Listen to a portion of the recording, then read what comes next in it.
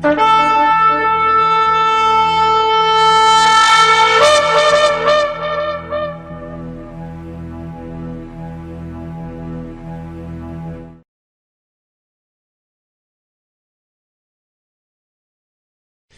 atah Yahweh Eloheinu melech haolam, asher kideshanu b'mitzvotav v'tzivanu la'asok b'divrei Torah. Baruch atah Yahweh amelamed Torah le'amo Israel, b'shem Yeshua HaMashiach.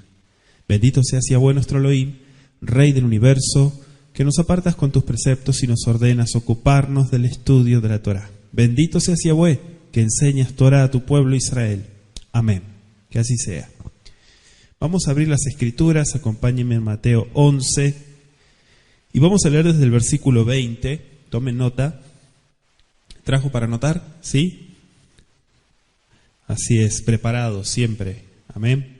Dice desde el versículo 20, entonces comenzó a reconvenir a las ciudades en las cuales había hecho muchos de sus milagros, porque no se habían arrepentido, diciendo, ay de ti, Corazín, ay de ti, Betsaida, porque si en Tiro y en Sidón se hubieran hecho los milagros que han sido hechos en vosotras, tiempo a que se hubieran arrepentido en cilicio y en ceniza. Por tanto les digo que en el día del juicio será más tolerable el castigo para Tiro y para Sidón que para vosotras. Y tú, Capernaum, que eres levantada hasta el cielo, hasta el Hades serás abatida, porque si en Sedom se hubieran hecho los milagros que han sido hechos en ti, habría permanecido hasta el día de hoy. Por tanto les digo que en el día del juicio será más tolerable el castigo para la tierra de Sodoma que para ti. Palabra del Eterno. Hoy vamos a estar compartiendo, terminando el capítulo 11 de Matai, y también vamos a estar estudiando parte del capítulo 12 que el Eterno nos trae en esta noche. Y fíjese que dice en el versículo 20, Azehel leohia jearim asher go geburotav. Geburotav naso betoham velo shabu. Me gustó porque dice sus milagros, en la traducción, o muchos de sus milagros, porque no se habían arrepentido, dice el texto. Esto está interesante. La palabra shabu, ya muchos saben, ¿sí? De hecho la palabra teshuvah viene de lashuv, del verbo lashuv, que significa retornar, regresar, por el concepto hebreo que nosotros conocemos del arrepentimiento. Quiere decir regresar, volver, ¿sí? Dice, no se habían arrepentido. Punto número 1, sus milagros. Punto número 2, no se habían arrepentido. Y aquí vemos un extraño contraste con la forma en que el pueblo de Nínive, por ejemplo, respondió, ¿sí? Si usted se acuerda de Jonás, capítulo 3, versículo 5, ¿sí? El anuncio que dio Yoná, ¿sí? La predicación, la enseñanza, como usted quiera ponerle. ¿Y cuántas veces ocurre que los que tienen más luz responden menos, mientras que los que tienen poca luz parecen atesorarla? ¿Sí? Aquellos que tienen todo están ahí, están como que, ¿verdad? ¿Sí me explico? O sea, y aquel que dice, esto que tengo lo valoro tanto, ¿sí? Valoro tanto este tesoro que el Eterno me permitió conocer. Y cada segundo, cada instante que estoy con ese tesoro, parece que lo atesoro más todavía, lo valoro más. A eso me refiero. Y esto es interesante explicarlo en esta noche, ya que hay mucha necesidad de la palabra, pero hay mucha mentira también. Hay mucha mentira.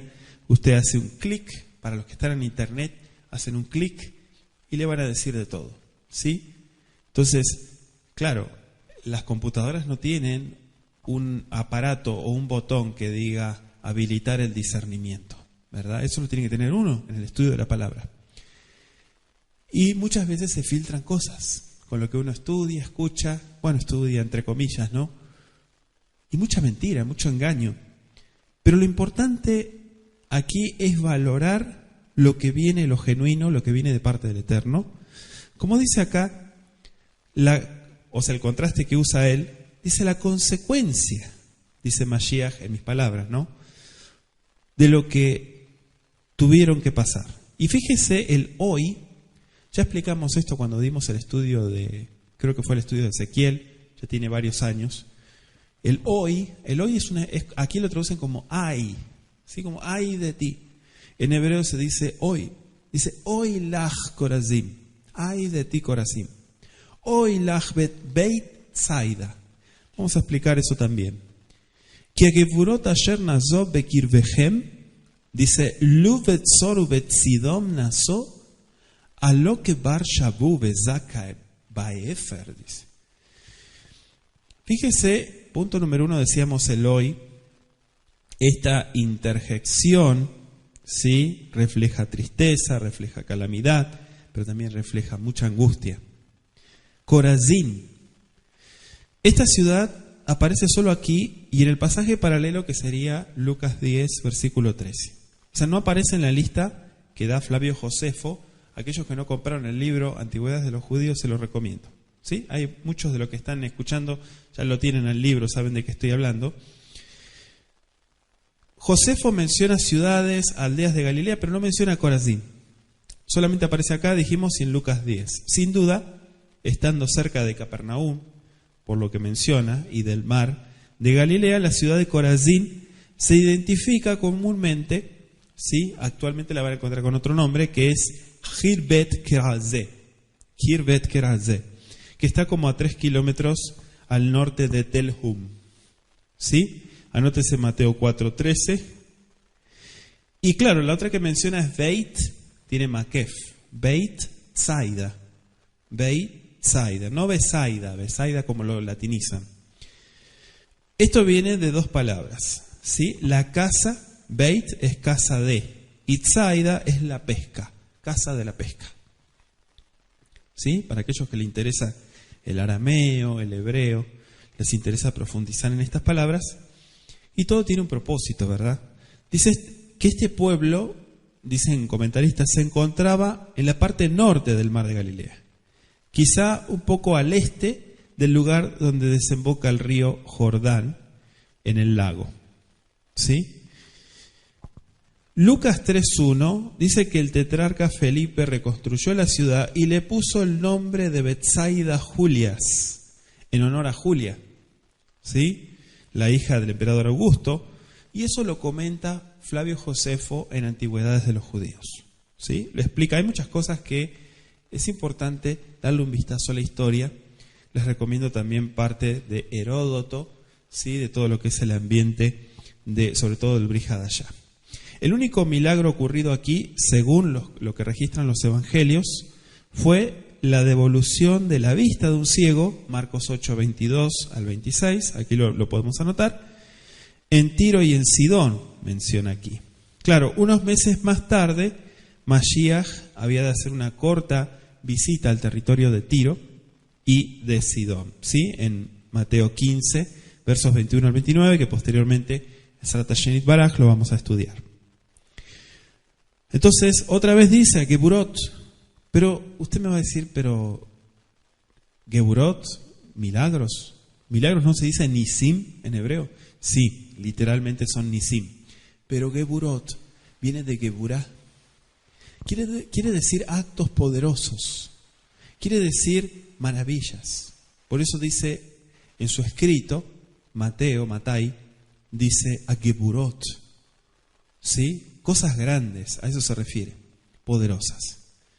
Aparte de los milagros registrados, decíamos en Marcos 8, no se habla de ningún milagro realizado en Corazín o en Betsaida, pero sin duda, tan solo unos pocos milagros de Mashiach han sido registrados en este relato.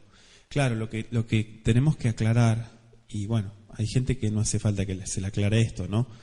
Pero lo importante es que usted entienda que no todo lo que está escrito es lo que sucedió. O sea, ¿qué quiero decir? Que sucedieron muchísimas cosas más que no están registradas. ¿Y por qué no las registraron? Y pues, si tuvieran que registrar todos los milagros del Eterno, yo creo que sería una enciclopedia más o menos como estos que está acá atrás, ¿no? Más o menos. O sea, no terminaríamos nunca. Entonces, muy importante ver esto. Dice la Escritura, Juan, anótese Juan 20:30, Juan 21:25, referencia de lo que estamos comentando, Y dice el versículo 21, en la última parte, Besak Baefer. ¿Qué es el Besak Baefer? Significa en silicio y en ceniza. El Efer viene de Afar, ¿sí? Lo que pasa es que acá tiene preposición en hebreo, entonces se dice Efer, pero nosotros lo conocemos como Afar, el polvo. Claro, se traduce como ceniza, ¿sí? Dice tiempo a que se hubieran arrepentido en silicio y en ceniza. Ya sabemos que es un acto de arrepentimiento en tiempos bíblicos, ¿sí?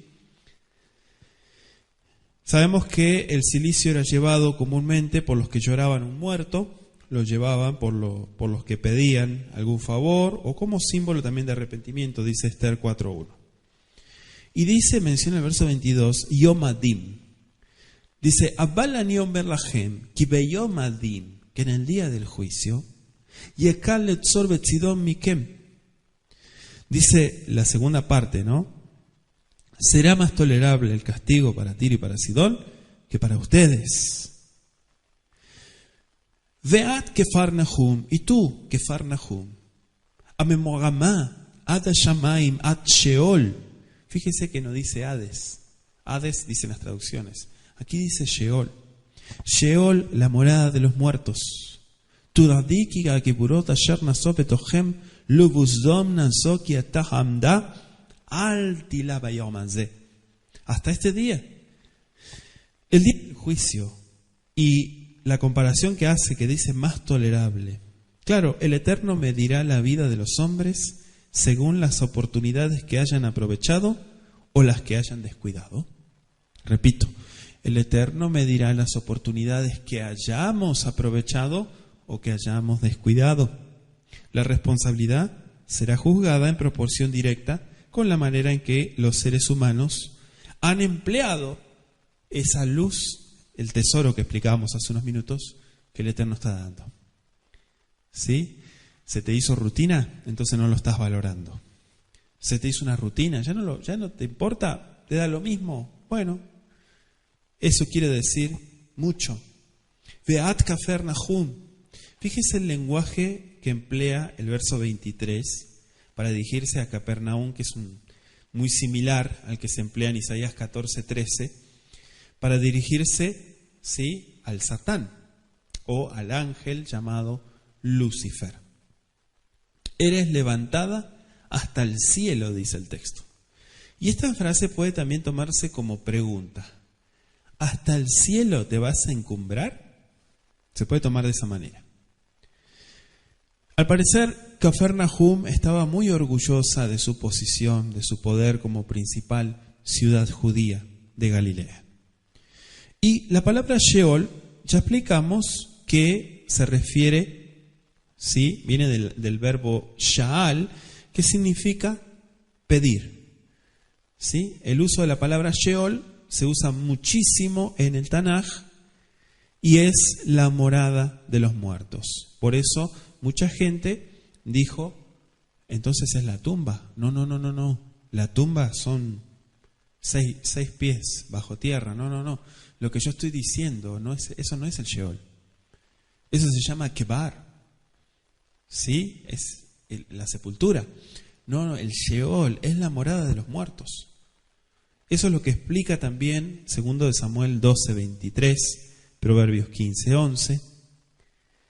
El Salmo 9:13 lo menciona con la expresión las puertas de la muerte. Y claro, los griegos, que como son expertos y su sutileza en agarrar toda su filosofía y de alguna manera ponerle el nombre, ¿cómo se llama el dios de los muertos? Hades. Vamos a ponerle Hades, que es el que mora, ¿sí?, el que rige a los muertos. Pensamiento griego, ¿verdad? Sin embargo, lo plasmaron en el Brit Hadashah. Y es muy diferente al concepto hebreo del Sheol, porque también aparece con el latín infernum. Otra expresión que también estuvimos estudiando es Gehenna o Gehenna con Ei, ¿sí? De Mateo 5:22 ya estuvimos explicando, pueden reescuchar esos estudios, donde no se refiere al sepulcro. Isaías 14:15 dice, derribado eres hasta el Sheol. El Sheol aparentemente es un abismo, aparentemente es un lugar de profundidad. ¿Sí? La palabra infierno viene de inferior, ¿sí? Parte baja, de ahí viene la expresión. Y fíjense que menciona Sodoma, otra vez menciona los milagros, dice habría permanecido, donde se hace una referencia similar a Jerusalén. Y el verso 24 dice, Abala ni omer lahem, ki beyom adin, pero yo les digo que será más tolerable. Y ekale admat sedom mimeja. Verso 25, en aquel tiempo respondiendo Mashiach Yeshua, dijo, te alabo, Padre, dueño del cielo y de la tierra, porque escondiste estas cosas de los sabios y de los entendidos y las revelaste a los niños. Sí, Padre, porque así te agradó. Todas las cosas me fueron entregadas por mi Padre, y nadie conoce al Hijo sino el Padre, ni el Padre conoce a alguno sino el Hijo, y aquel a quien el Hijo lo quiere revelar. Vengan a mí, ustedes que están cansados y trabajados, cargados, y yo les daré descanso. Lleven mi yugo sobre ustedes y aprendan de mí, que soy manso y humilde de corazón, y entonces podrán encontrar descanso para sus almas, porque mi yugo es fácil y ligera es mi carga. Es interesante cómo termina Mattai en nuestro capítulo 11. Baet ahí ana Yeshua be'amaro deja via doma shamayim be'aretz ki istarta et ele min hachachamim ve'anevonim beglitim laolamim. Esto está interesante porque dice Baet ahí, en aquel tiempo. Aquí hacemos una pausa.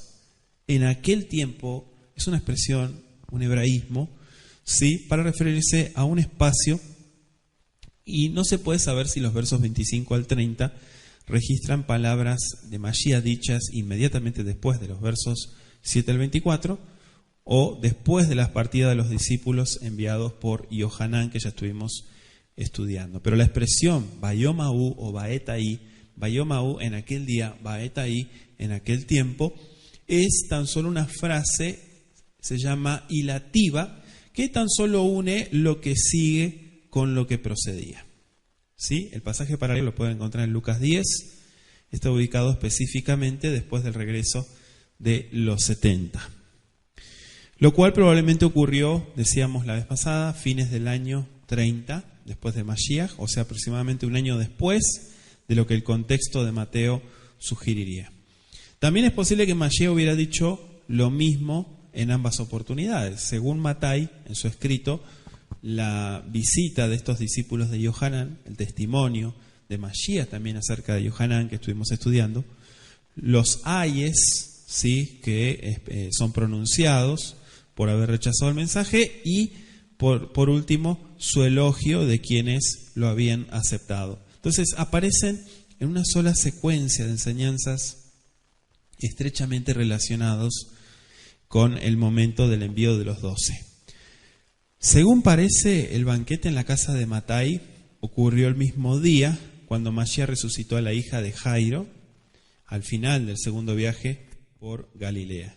Entonces, después de la fiesta, allí en la casa de Mattai, los discípulos se acercaron a Mashiach para preguntarle en cuanto al ayuno. Y después del asunto del ayuno, cuando dos de los discípulos de Yohanan, yo se lo estoy resumiendo, ¿sí?, llegaron con la pregunta de si acaso Mashiach era el Mesías, ¿sí?, eso fue lo que estuvimos ya estudiando, y fue inmediatamente después de la partida de esos dos discípulos que Yeshua dio el testimonio acerca de Yohanan. ¿Sí? Todo se conecta, es importante ver esto, todo se conecta, tiene que ver una cosa con la otra. Te alabo, dice Odja, Odeja, quiere decir te agradezco, pero te bendigo, te alabo, te bendigo, sí, por esa sabiduría divina al hacer lo que dice este versículo, Jajamim, Beanebonim, también aquellos que entienden, ¿sí? Pero fíjese que Mashiach hallaba un motivo para regocijarse en el hecho de que mucha gente del pueblo le oía de buena gana, ¿sí? Estaban con mucha disposición, y eso es bueno. El Eterno obra en muchas almas, en muchos corazones, cuando hay mucha disposición, ¿sí? Dice, escondiste. Esto me gustó porque dice el versículo, estoy en el versículo 25. Dice, ki istarta, viene del verbo satar. Satar es esconder, ocultar. Ki istarta et ele mina jajamim, venebonim, begilitim laolalim. Dice, Hema viki hema yagatzon lefaneja. Akol nimtzarli, me eta vive eima kireta ben, vilti aav. ¿Sí? El hijo con el padre. Ve eima kireta aav, vilti avem. Vasher yapotz aven legalotlo. Revelando Mashiach, ¿quién es él? Penu elai kol amelim, beateunim, bani aniach lachem. Kavelu aleichen etuli velimdu mimeni, ki anafu shefal ruach anochi, umitzu margoa lenafshoteichem, ki ulinaim bekal masai. Esta expresión, de hecho yo me acuerdo que hace años la teníamos en el fondo, ¿no? No sé si ustedes se acuerdan, estoy hablando hace 6, 7 años atrás, ese versículo de Mateo. Vengan a mí todos ustedes que están cansados, trabajados. Y tiene algo importantísimo. Primero porque dice, lo escondiste a los sabios y a los entendidos. ¿Quiénes son? Los dirigentes de Israel. Anote, dirigentes de Israel, que habían tenido tantas oportunidades de entender a Mashiach como las que habían tenido sus compatriotas, ¿sí? Oportunidades que se desaprovecharon. Esto es muy interesante, ¿sí? Por eso decíamos, el hombre tiene muchas oportunidades y va a ser juzgado también por todas aquellas que no supo aprovechar. Fíjese que menciona, me gustó también porque dice niños, y la expresión es yeladim. En el versículo, vamos a leer, en la última parte estoy, ¿sí? Dice, y las revelaste a los niños, verso 25. Sí, Padre, porque así te agradó. Quiere decir, así fue tu voluntad. Dice el verso 26, Kijena ya ratzon lefaneja. Ratzon viene de ratzá y significa tu voluntad. ¿Por qué menciona a los niños? Porque quiere decir, los eruditos consideraban que los pescadores y agricultores ignorantes, ¿sí?, eran Amaretz, así le llamaban, pueblo de la tierra, y eran niños en su conocimiento de la Torá. O sea, como dicen muchos, oiga, tenga paciencia conmigo porque yo estoy en pañales, estoy ando con el biberón, ¿sí? Bueno, así los consideraban ellos, por eso dice, le plació el Eterno dárselo a los niños. Quiere decir a ellos que están empezando en esto. Sin embargo, ustedes que están en esto hace tantos años, han desaprovechado tantas oportunidades. Las cosas me fueron entregadas. Entregar en manos de otro es el verbo hebreo que utiliza. Mashiach hace referencia a su comisión de ser representante de la Shejinah y traer la salvación a todo aquel que crea.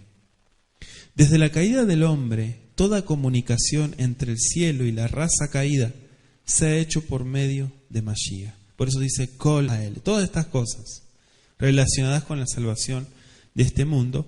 Y no, cuando digo este mundo no hablo de la salvación como muchos piensan, que Él va a rescatar a todos. ¿Sí? Todos, no importa.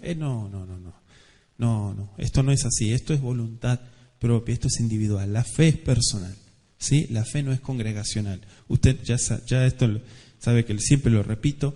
Usted no hace nada con lo que yo haga, ni yo hago con lo que usted hace. ¿Sí? Eso que se entienda, podemos ayudarnos mutuamente, pero no quiere decir que la fe uno puede depender de la fe de otro.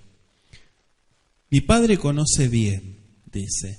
Esto está interesante porque luego dice, nadie conoce. Todas las cosas me fueron entregadas y nadie conoce al Hijo sino el Padre, ni el Padre conoce a algunos sino al Hijo y aquel a quien lo quiera revelar. Quiere decir que esto no es para todos, anótelo así. Esto no es para todos. ¿Sí? Ustedes que decidieron, para mí sí es, yo me hago cargo. Bueno, dice el Eterno, para los que nos hacemos cargo, vengan a mí todos ustedes que están cargados y yo los haré descansar. Cuenten conmigo, dice Mashiach. ustedes que sí decidieron, cuenten conmigo. No todos van a contar conmigo, dice Mashiach. Por eso es que tiene que haber una decisión personal. Y tienen mi apoyo, dice Mashiach, les daré descanso, pero lleven mi yugo sobre ustedes y aprendan de mí, que soy manso y humilde de corazón, y entonces hallarán descanso para vuestras almas. Ay, pero cómo duele el cuerpo, ¿verdad? Sí, claro que duele, pero el alma reposa. Tu cuerpo se cansa, tu físico se desgasta, ¿verdad? Nos duelen los huesos.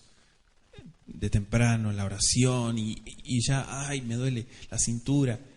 Eso es lo físico, déjelo de lado. La shalom en el corazón, en el alma, la revelación de su palabra, la luz, la claridad, el bienestar, el cuidado, cuántas cosas, una lista enorme. Ustedes que están cargados, ¿qué quiere decir?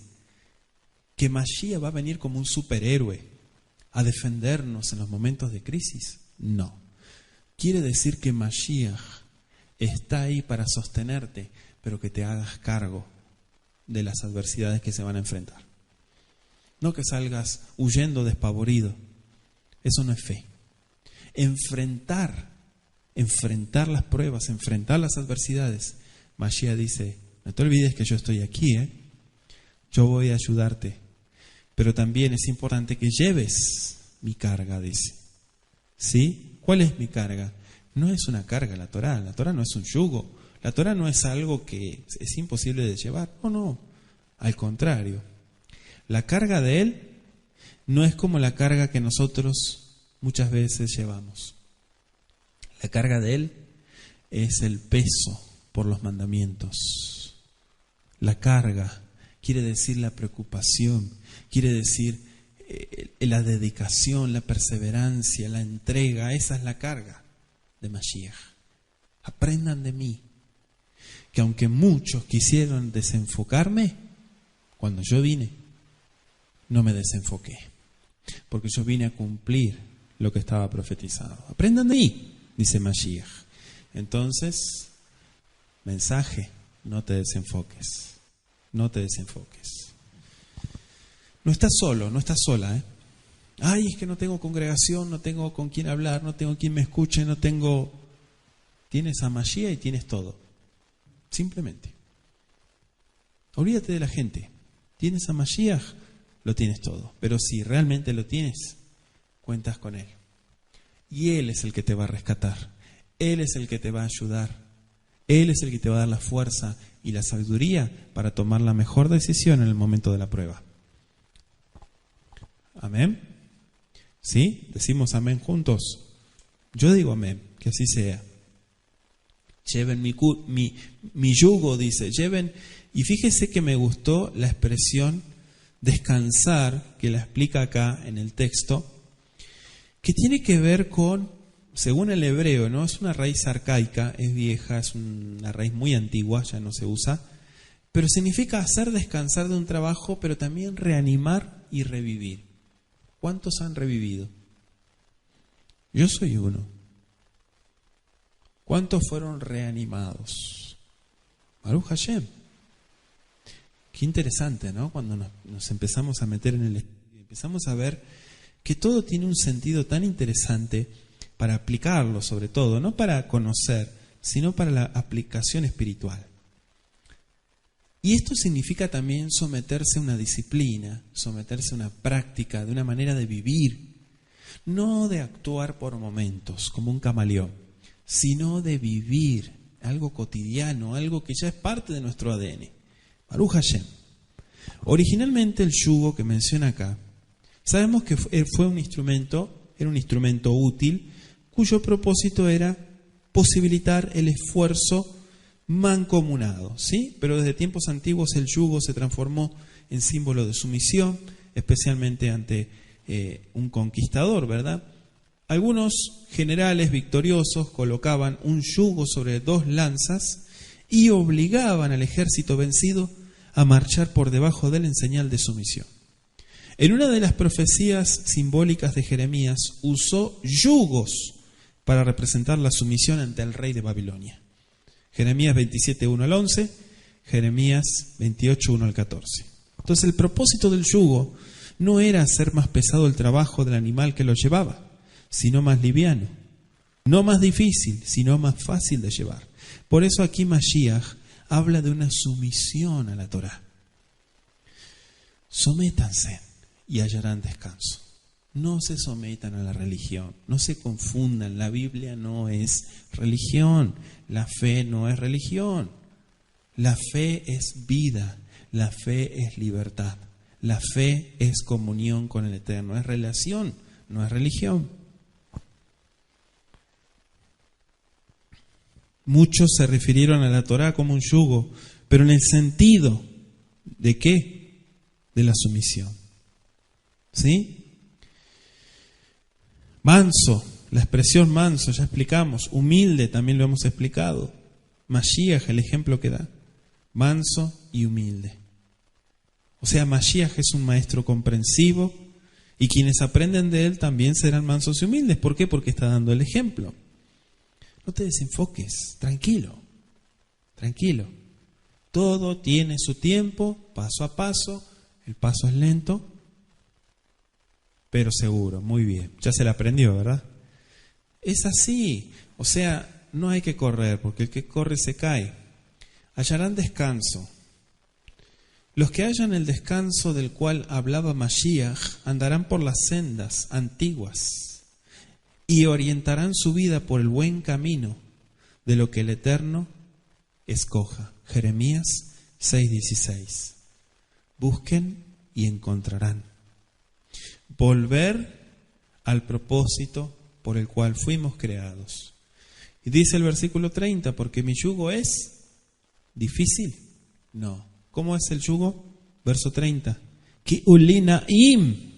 Es agradable. Vekal. ¿Qué es kal? Kal es fácil, liviano, no pesado, ligero.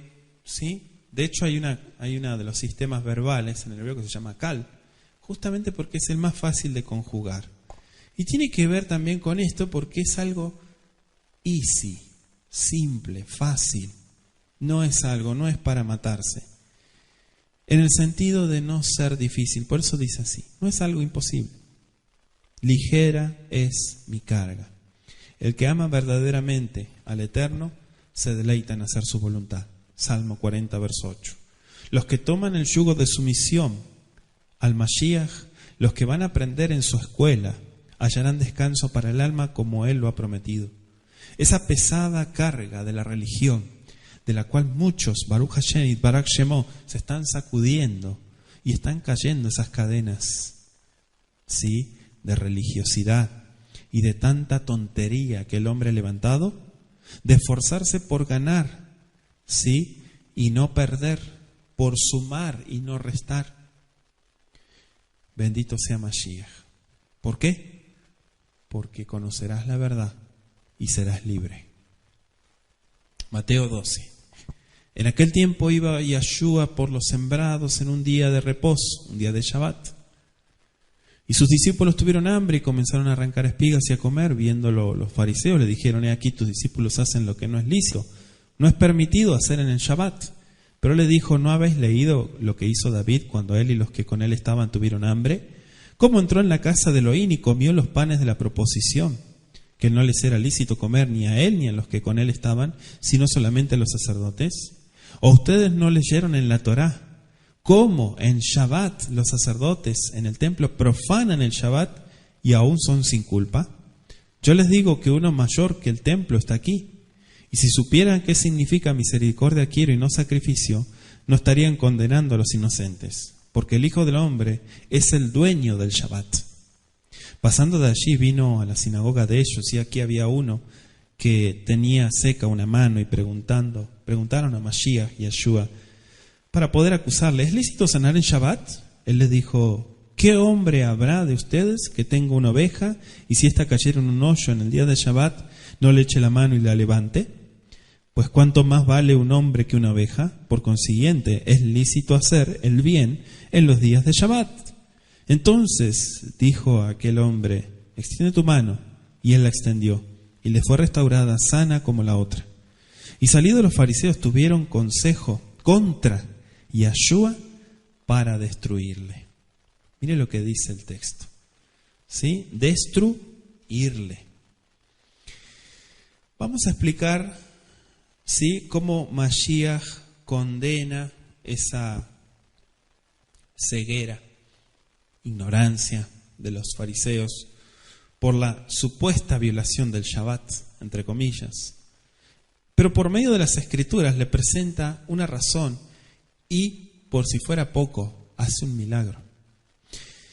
En aquel tiempo, dice nuestro versículo 1, Ba'et ahí, avar Yeshua veina kama beyom ha-Shabbat, betalmidav raeu veyachalelu liktol melilot bayochelu. Dice que los discípulos recogen espigas en día de Shabbat. ¿Sí? Este relato de Mateo 12, 1 al 8, también lo pueden encontrar en Marcos 2, 23 al 28 y Lucas 6, versículos 1 al 5. ¿Lo notó? El uso que le da Mattai a esta expresión no necesariamente implica una relación cronológica, ya aclaramos este punto, específica, ¿no?, entre lo que precede y lo que sigue. Es más bien una declaración general.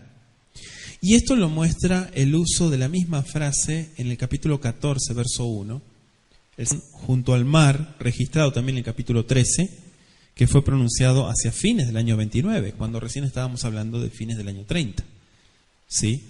Sin embargo, ese otro relato fue en el otoño, como unos 6 meses antes de la muerte de Yohanan Amatbil, lo cual se registra en Mateo 14, 2. Dice que iba ¿por dónde? Por los sembrados. Literalmente dice el texto hebreo, sembrados de grano. Y las espigas podría haberse tratado de cualquier cereal, aunque aquí no explica, quizá el trigo, tal vez la cebada. Es interesante notar que todas las acusaciones contra los discípulos de Mashiach que se registran en el libro de Mattai tuvieron que ver de alguna manera con el alimento. ¿Sí? Ya estuvimos estudiando Mateo 9:14 y fíjese Mateo 15:2. ¿Por qué tus discípulos quebrantan la tradición de los ancianos porque no se lavan las manos cuando van a comer pan? Siempre los alimentos. ¿Sí? Ya explicamos que el Talmud estaba súper instalado, aunque no se había codificado Talmud Yerushalmi, que le llaman el Talmud palestino, ¿sí? Pero estaba el Talmud Babli, que es el Talmud de Babilonia, y todos esos tratados ya se discutían por muchos sabios, entre comillas, ¿sí?, que prohibían todo esto. ¿Sí? Poner carga, sobrecarga, sobrecarga, sobrecarga, sobrecarga, sobrecarga, hasta el punto que hoy en día ni siquiera prenden una luz en Shabbat. ¿Sí? Se empiezan a encerrar, y Mashiach ya se los profetizó y se los dijo. Se ponen cargas que después ni siquiera ustedes van a poder llevar. Sin embargo, él le explicó claramente con la escritura de que no es lo que ellos dicen, no es así. ¿Por qué? Porque dice el versículo, Vayeru aperushim vayombru lo inet almideija osim et asher lo yaseb a Shabbat. ¿Y cómo saben ustedes lo que se puede hacer en Shabbat? Lo que pasa es que nosotros tenemos leyes. Su religión tiene leyes, pero la Biblia no es su religión. La religión judía no es la Biblia. La religión judía tiene leyes de Shabbat, las 39 melajot y tantas cosas, ok. Pero la Biblia dice otra cosa. Ok, entonces, Vayombru aleyem alokeratem et asher asa David kasher haebu va'anashab. ¿Qué hizo David con sus hombres? Asher va el Beit Elohim, entró al templo. Vayohalet lejen apanim, y comió del pan de la presencia. Asher einenu mutar, ellos no podían. Lo velanashab lejol rak le kohanim levadam, ni tampoco sus hombres, solamente lo comían los sacerdotes. Valokeratem va Torah, y tampoco saben ustedes que está escrito en la Torah. Ki vashabatot, que en los días de reposo, vejalelu a kohanim et shabbat, profanan los sacerdotes el reposo. Amigdash ve'ein laen avom, dentro del templo, y aún así no son culpados de iniquidad. Vani omer lachem, pero yo les digo a ustedes, que yeshpo gadol min hamikdash, que aquí hay uno mucho más grande que el santuario. Velu yedatem, si ustedes pudieran entender lo que dice, ma'ushenemar chesed hafatzi, misericordia quiero, velo zabach, y no más sacrificio. Lo ishaten en anekim, no estarían persiguiendo a los inocentes. Kiven adamu gamma doma shabbat, porque el Hijo del Hombre, Él también es dueño del reposo. Uno mayor es, la evidencia textual establece algo mayor, ¿sí? Y parece que alguien mayor tiene que ver con lo que dice Juan 4, 23 y 24, pero quizá aún más con la presencia de Mashiach, que fue el creador del Shabbat, creador, centro de toda, ¿sí?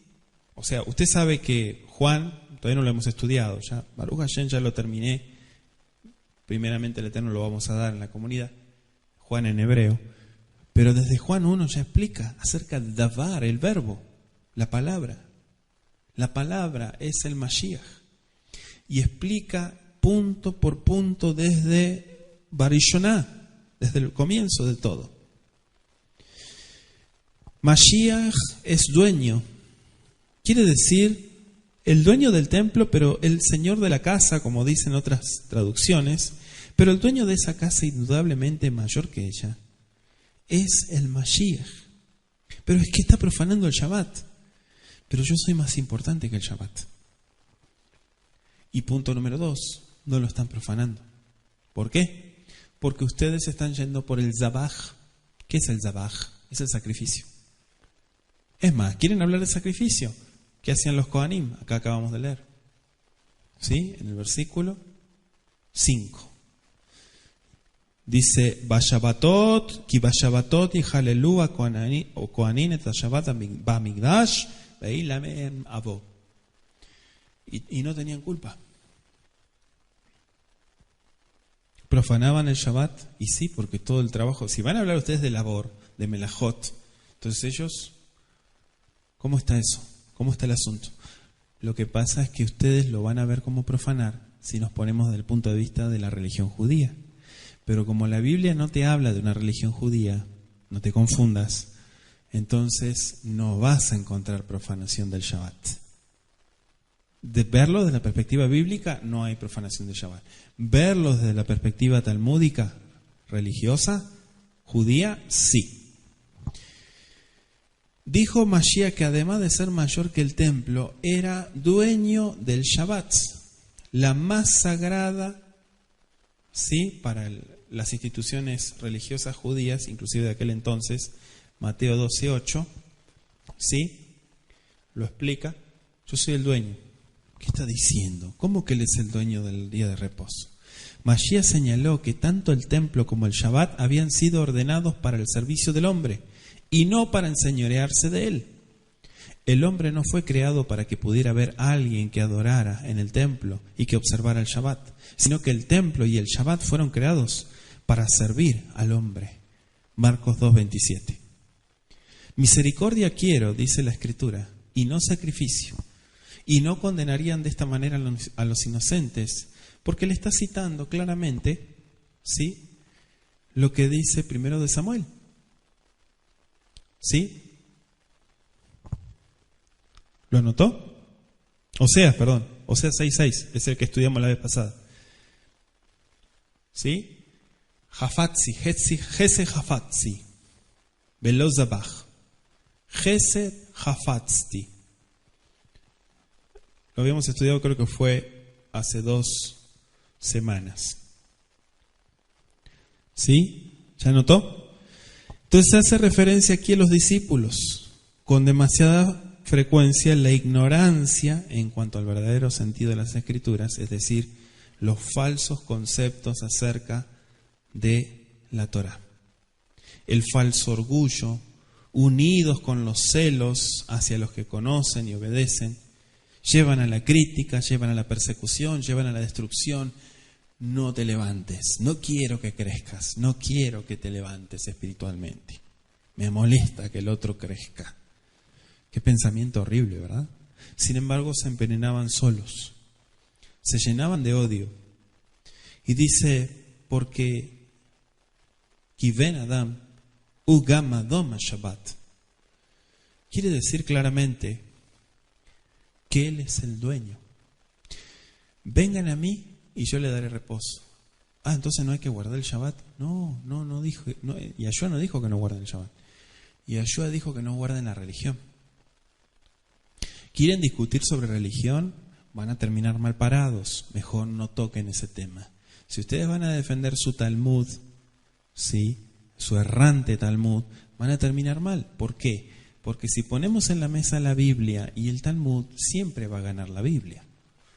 Ahora, si ustedes quieren defender el Talmud y quieren poner sus 39 melajot, entre comillas, que están ligadas a la construcción del Mishkan y no tienen nada que ver con lo que hoy en el siglo XXI se está viviendo, entonces, es más, la Biblia no dice que no puedes encender una lamparita, ¿sí?, o la luz. Sin embargo, usted sabe que la religión pone límites y hace, con tal de llevar a la contra y ser únicos, entre comillas, ¿sí?, y que generar esa dependencia de la gente, en realidad desenfocan a la gente y la confunden. Pero bueno, vamos a darle gracias al Todopoderoso por esta oportunidad que nos dio de reflexionar juntos esta noche y que Él siga dirigiéndonos en este caminar. Ribono Shel Olam, gracias por este tiempo que nos has permitido estudiar tu palabra. Gracias por entender que este tiempo de reposo fue dado para renovarnos en ti, Abacadosh, no solamente entendiendo, Padre, que es un precepto, sino comprender, Padre, que sin ti no podemos hacer nada. Y sobre todas las cosas, gracias por la fe que has sembrado y que has dado a nosotros, que podamos seguir creciendo y valorar y cuidar este regalo tan hermoso. Beshen Yahshua, a Mashiach, que así sea. Amén.